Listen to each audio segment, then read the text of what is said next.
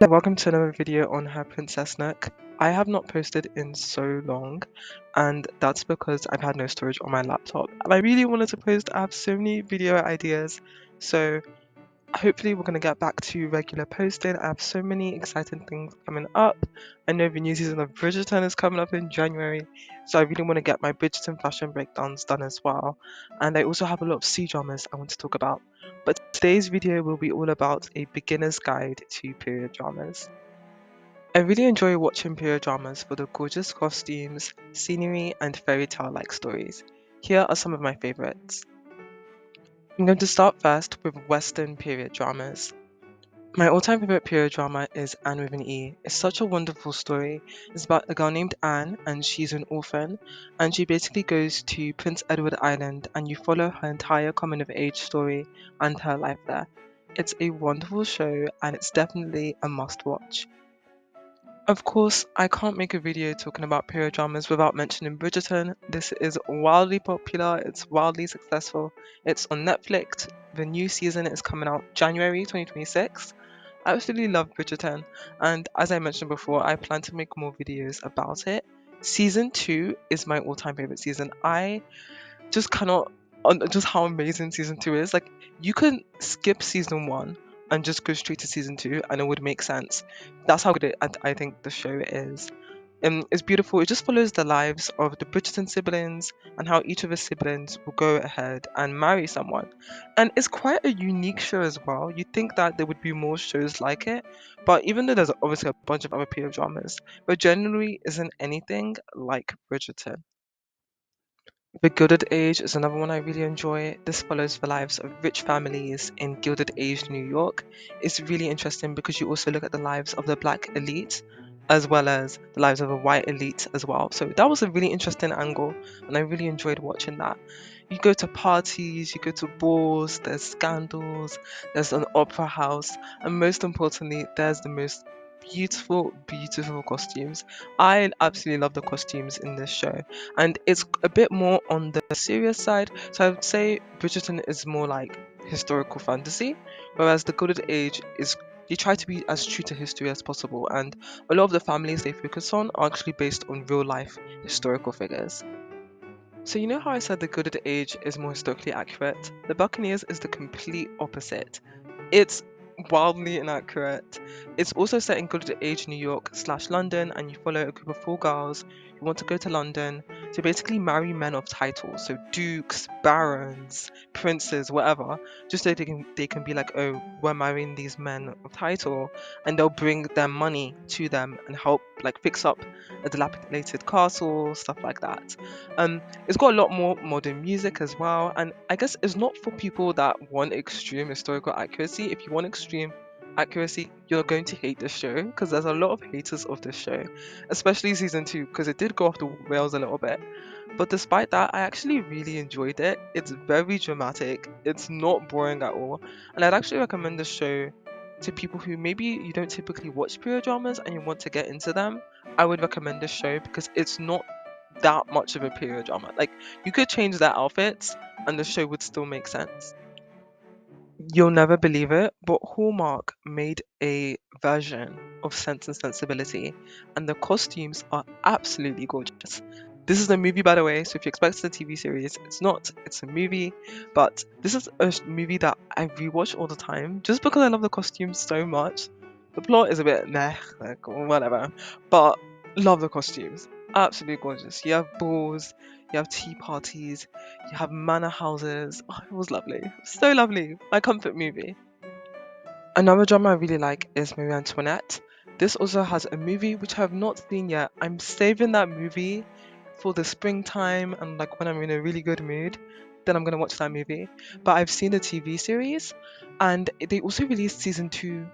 Was season two like this year? And I haven't seen it yet. I really enjoyed this. It's basically just about Marie Antoinette's life. Again, I don't know the history around Marie Antoinette that well, so I can't speak for the historical accuracy. But the costumes were all there. The music was really nice. It was one of the first like period dramas I watched. I wouldn't say it's my all-time favorite. I would say it was okay. There was a few episodes I loved. A few episodes were a little draggy, were a little boring. But I'm gonna put it on the list anyways because it was a visual feast. Another drama that I think went under the radar is Vanity Fair. This one has Eloise Bridgerton. So obviously her name is not Eloise, she has a different character. But if you're craving something Bridgerton-like, I recommend this show. It's quite interesting. It's quite interesting the whole way through. I didn't like the ending. I'm not gonna say why. I wasn't a fan of the ending. I wasn't a fan of how the story ended up actually.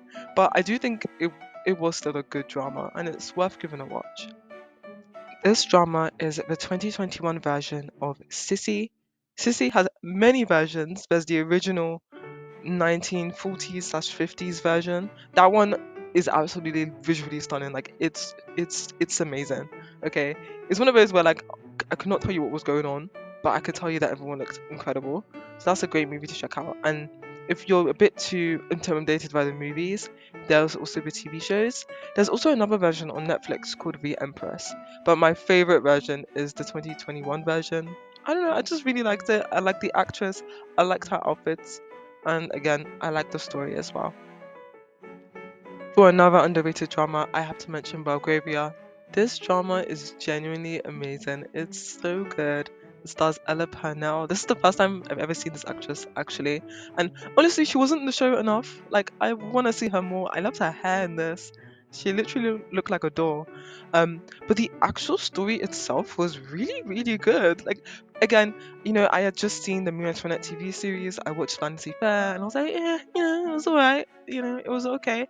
And then I picked Belgravia and I thought, okay, this is just gonna be another mediocre drama. But it was actually really good. I loved it so much. It's one of those where yeah, the story has a beginning, it has a middle, and it has an end. So there's no cliffhangers, there's no will this get a season two? No, the whole story is told in I think about 6 episodes. So definitely worth the watch as a period drama fan. And I would definitely recommend it to a beginner as well. Okay, so to be really honest with you, I think I had hit a wall when it had come to watching my Western period dramas.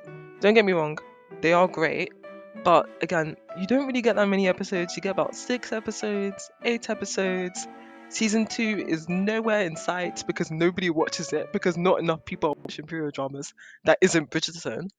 Um, so it just means that I just wasn't getting enough content. And again, a lot of the shows I watched, they were okay. Like I'm not gonna lie, some of them are kind of boring.